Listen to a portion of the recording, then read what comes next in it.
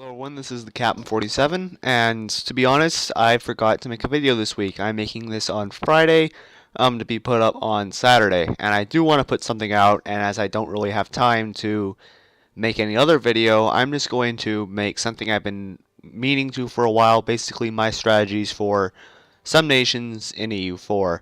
And I'm playing without any mods besides for tooltip font mod and better text. And that's it. So it's a vanilla game for all intents and purposes. It can be played in Iron Man. So I'm just going to go over a few nations that I like, and I'm going to show you how my strategy is with them. Okay, Brittany is actually one of the first nations I started out playing as. In fact, it is the first nation I started out playing as. Mainly because it is underrated, I believe, but it also has a huge potential for colonization.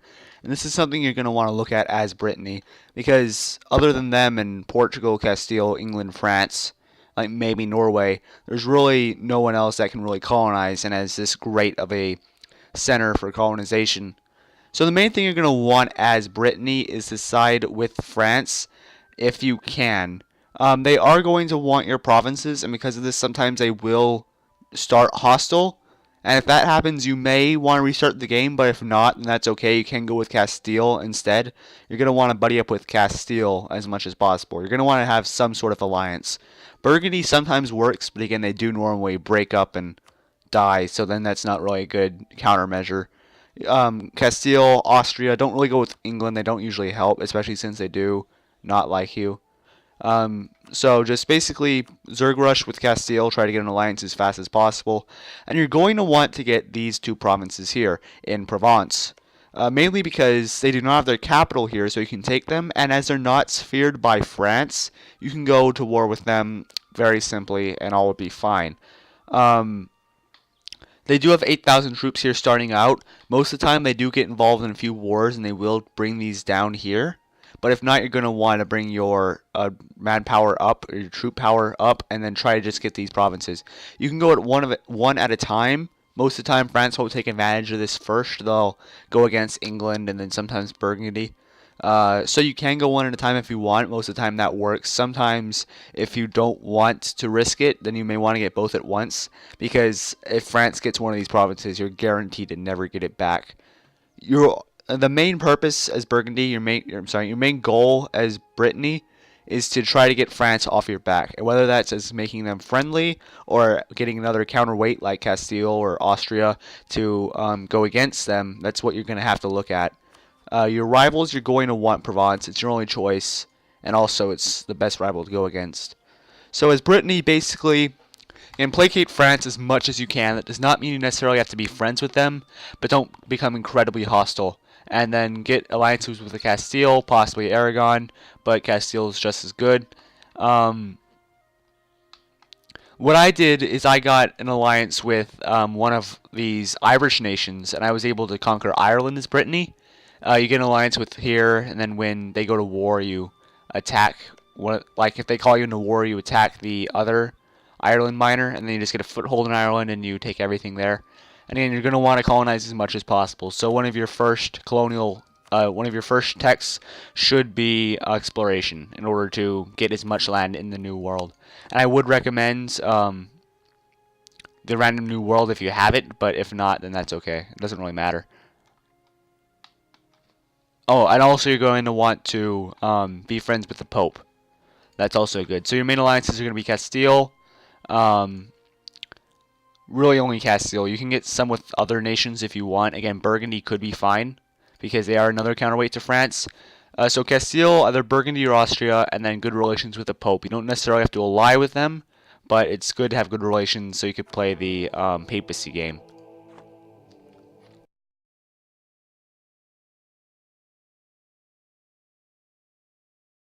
Saxony is most likely my favorite country to play as in EU4, mainly because they just have an outstanding position and a lot of potential to start out with, even though they're only two provinces. Because they do have Thuringia, as they have them under a personal union. They do have the opportunity, they are an elector in the HRE, and because of this, you can do a lot of interesting things. You can really run with the Emperor card and try to get with that and try to become Emperor. Because you are an elector, Austria is always going to love you because they want you to vote for them. So Austria is a good idea to go with for an alliance. Alternatively, Bohemia also has ambitions to become emperor, so they also like you. Um, Either one of these is good, but I only recommend one because they're typically going to go up against each other, and neither really give you a clear advantage. As although Austria does not have an actual vote in the empire, Bohemia will start to not vote for you despite how much they like you because they just want to become emperor themselves. So they're only going to be for military support, and as Bohemia is bordering you, they can easily help you out, and Austria can just walk up because they're the emperor and they don't need borders and such. So those two are good. Um, you're going to need a more. I'm sorry, hold on, wait, my mouse is screwing up. You're going to need more voters to vote for you than the emperor. If it's a tie, then the emperor is going to keep it. So you have your own vote, and then you're going to need these votes here. Bohemia is probably going to vote for themselves eventually, so they're out of the picture. So you have out of 6 votes, you need to get at least 4, assuming that Austria gets all the other ones. You can hope that one of the other ones you don't pick up will vote for someone else, then that will be fine. But you'll need to have a majority in order to become emperor. So we can see through the HRE button that here are the electors. You have Bohemia, which again isn't going to really vote for you. Brandenburg, sometimes they start out rivaling you and sometimes they do not. So if they rival you, it's going to make it much more difficult, but at the same time not impossible. In fact, sometimes I just go with it and it works out in the end anyways. So you're going to want to look at Mainz here because they are an elector and there's no way for you to vassal them, but if you get buddied up with them, then you can get their vote. So as of right now, they're not. First of all, they're not archbishoprics, so you can't get a royal marriage. Um, so you're going to want to beeline for an alliance. Right now, it's only -1, so you're going to want to improve relations with them. You're also going to want to either go with Trier or Cologne. I prefer Cologne mainly just because it's somewhat closer to you, so it can help you in a few more ways. The Palatinate, you can. I typically don't like that though because they do go up against Bohemia because of this one province that they have here, and that usually gets friction, and I don't really like that. I usually go with Cologne, but you can go with the Palatinate if you want. And the Palatinate is easier because you could get a royal marriage with them, but that also ties you stronger to them. So after this is here, you get your alliances. You get your alliance with Cologne, you get your alliance with Mainz, and then either with Bohemia or Austria. I recommend Bohemia, but again, there's really no difference. And then the first thing you want to do is attack Anhalt. And luckily they don't like you because you actually don't want them to like you. It doesn't really matter actually, but yeah, that way you can rival them and you can get their province. Okay, so you're going to want to attack Anhalt, and then after that it's pretty. Doesn't really matter what your rivals are. You don't want it to be Bohemia, obviously, but Brunswick's okay.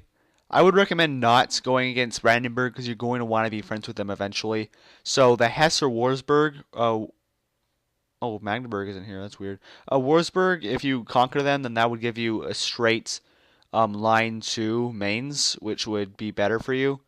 And so that's good. So eventually just what you're going to want to do is keep expanding. Try to beeline towards the ocean. Get Anhalt and then Magdeburg and Lundberg. And then if you can, either Bremen or Mecklenburg. Or just try to get to the ocean as quick as you can.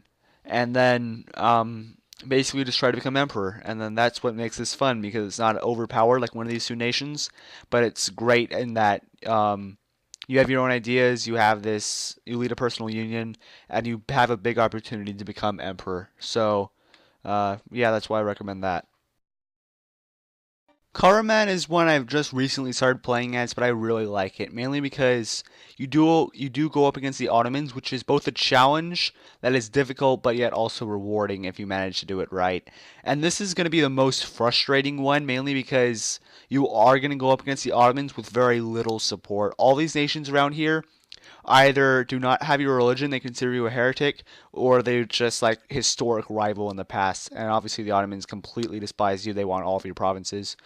Luckily, the other nations around here, like Kandar mainly, do like you, so you're going to want to get an alliance with Kandar immediately. The other two here are friendly with you as well, but they do I keep saying do too much. They are a bit concerned. Actually, Ramazan is actually a rival. Sometimes they rival you, sometimes they don't. So you're going to want to ally with Kendar as well as probably one of these two. I'm not going to say the names because you know I can't. One is bordering you, so that's probably not as good. However, the other one is a nomadic people. Uh, it doesn't really matter, but you're gonna want to go with one or the other because they have rivaled each other. I recommend going with them. I'm not going to say their name. I don't want to embarrass myself. So now you have a few good alliances. You do not want to attack the Ottomans directly until you've built up a good army, as well as after you see them become weak. For example, if they got in a war with Hungary, or they, I don't know, attacked the Mamluks, or they're just gone, you do not want to fight them head for head because they will overwhelm you in your current state. Good rivals, Cyprus. Good to have a little island here in the same sea zone as you. Ramazan, I guess, because they have rivaled you, as well as I guess on that one there because we did ally with the other one. Um, so again, you are going to want to defend against the Ottomans as much as you possibly can. They are your biggest threat. You do start out with a truce. It ends in 5 years, more or less.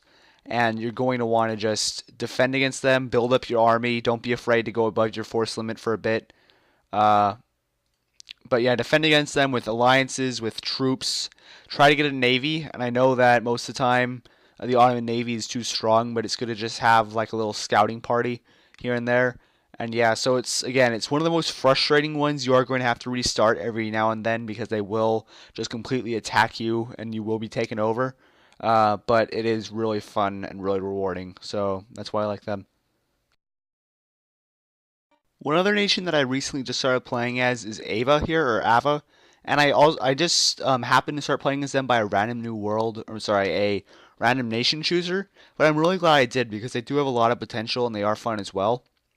So with them, they have a few strong neighbors. They have Bengal to the west, that typically rivals them. Mongyang to the north, which typically rivals them.